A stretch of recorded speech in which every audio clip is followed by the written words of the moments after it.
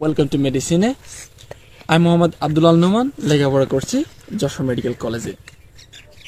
আজ আমি তোমাদের জন্য একটা ভিডিও নিয়ে হাজির হয়েছি, সেটা হলো বুক লিস্ট ফর এমবিবিএস। তো এমবিবিএস ফার্স্ট ইয়ারে এসে আমাদের তিনটে সাবজেক্ট পড়ানো হয়: অ্যানাটমি, ফিজিওলজি এবং বায়োকেমিস্ট্রি। অ্যানাটমি মূলত এমন একটি সাবজেক্ট যেখানে আমাদের দেহের যে জেনারেল অ্যাপিয়ারেন্স আছে এই সম্পর্কে আলোচনা করা হয়। যেমন ধরো একটা লিভার, এর সারফেস কয়টা, বর্ডার কয়টা এবং এটা দেখতে কেমন, এই বিষয়গুলো আলোচনা করা হয় অ্যানাটমি থেকে। তো অ্যানাটমিতে আমরা বেশ কিছু ভাগ রয়েছে এবং এটি একটি ভাস্ট সাবজেক্ট। এখানে গ্রস অ্যানাটমি আছে, যেটা মূলত বিভিন্ন ভিসেরা, বিভিন্ন সারফেস বর্ডার নিয়ে আলোচনা করা হয়। তো গ্রস অ্যানাটমির জন্য আমরা মূলত পড়ে থাকি গ্রেস অ্যানাটমি, কিন্তু এটা অনেক হাই লেভেলের বুক, এটার ভাষা অনেক এবং বেশি তথ্যবহুল। আন্ডার গ্রেড লেভেলের জন্য এতটা উপযুক্ত না, এজন্য আমরা এর থেকে আর একটু সহজ বই একে দত্ত স্যারের বইটা পড়ি। কিন্তু এই একে দত্ত স্যারের বইয়েও অনেক ইনফরমেশন আছে, কিন্তু এনার উপস্থাপনাটা একটু জটিল, এজন্য বিভিন্ন মেডিকেল কলেজ বিডি চৌরাশিয়া স্যারের বইটি পড়িয়ে থাকেন।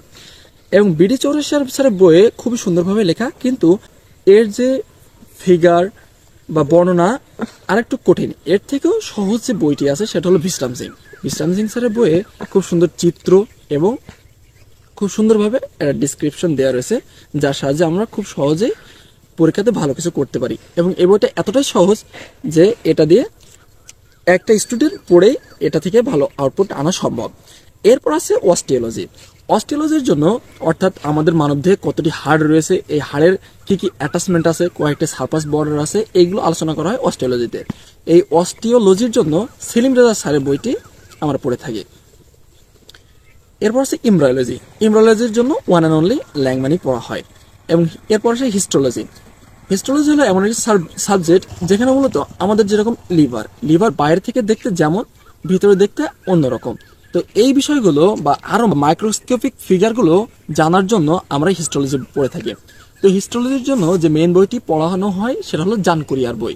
এবং হিস্টোলজিতে আমাদের প্র্যাকটিক্যালে লাকি স্লাইড বলে একটি অংশ থাকে, সেখানে স্যারেরা বিভিন্ন স্লাইড আমাদের দিয়ে থাকেন, এই স্লাইডটা চিনতে হয়।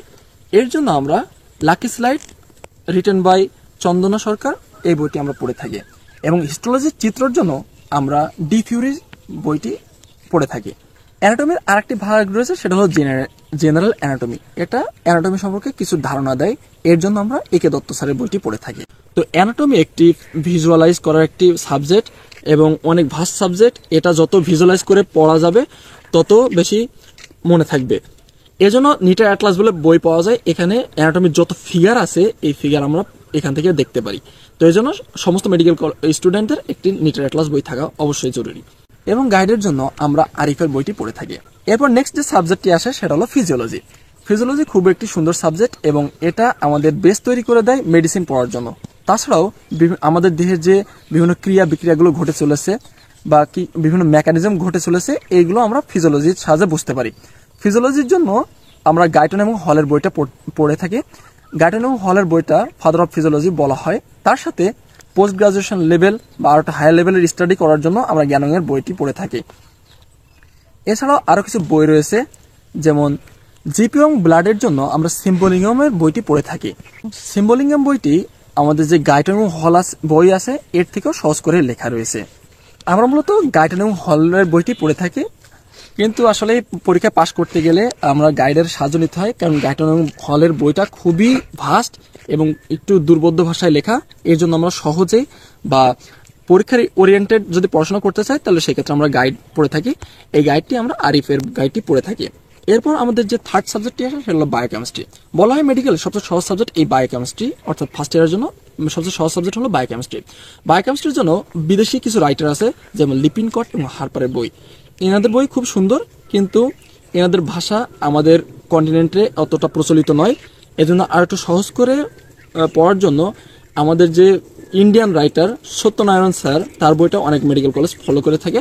তবে আমাদের অধিকাংশ মেডিকেল কলেজে আমাদের দেশীয় যে রাইটার রয়েছে মোজাম্মেল হক স্যার, তার একটি সুন্দর বই আছে এবিসি অফ বায়োকেমিস্ট্রি, এই বইটি মূলত পড়ানো হয়ে থাকে। এর পাশাপাশি পরীক্ষার বিভিন্ন কোশ্চেন এবং পরীক্ষা ওরিয়েন্টেড প্রিপারেশন নেওয়ার জন্য আমরা গাইডের দ্বারস্থ হতে হয়। বায়োকেমিস্ট্রির জন্য আমরা মূলত ব্লুপ্রিন্ট বইটি পড়ে থাকি। এছাড়াও বাজারে আরো 2টি গাইড বই পাওয়া যায়, ND4 এবং RE। তো এই ছিল আমাদের 3টা সাবজেক্ট। তবে আমার নিজস্ব পরামর্শ হলো, তোমরা যে যে মেডিকেল কলেজে চান্স পেয়েছো, তোমরা একটু তোমাদের বড় ভাইদের একটু দ্বারস্থ হবে, তাদেরকে মেসেজ দেবে এবং বলবে যে ভাইয়া আমাদের কলেজে কোন সাবজেক্টের জন্য কোন কোন বই পড়ানো হয়। আমি পার্সোনালি যখন আমি মেডিকেল কলেজে ফার্স্ট ইয়ারে ছিলাম, তখন আমার যে ইমিডিয়েট সিনিয়র ভাইরা ছিলেন তাদের কাছে আমি নক দিই এবং তারা আমাকে বলে যে এই বই, এই সাবজেক্টের জন্য এই বই ভালো, বা আমাদের কলেজে এই বই পড়ানো হয়, তো তোমরা সেভাবে পড়বে। তো সবার সুস্থতা কামনা করে এই বলে আমার ভিডিওটি শেষ করছি।